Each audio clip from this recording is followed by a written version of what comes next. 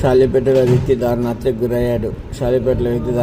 గురయ్యాడు. సోమవారం ఉదయం 10:30 గంటల ప్రాంతంలో ఉప్పరి యాదగిరి 40 సంవత్సరాలతో ఉదయం తన ఇంటి ముందు హత్యకు గురైనట్లు తూప్రాన్ డీఎస్పీ నరేందర్ గౌడ్ తెలిపారు.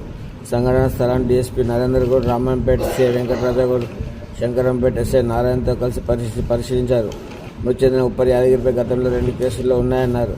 తన బాల్యాలతో పాత కక్షలతో దునుగు చేత చంపినట్లు ఆనవాళ్ళున్నట్లు తెలిపారు. మృతి త్వరలోనే నిందితులను కోర్టుకు రిమాండ్ చేస్తామని వారు తెలిపారు.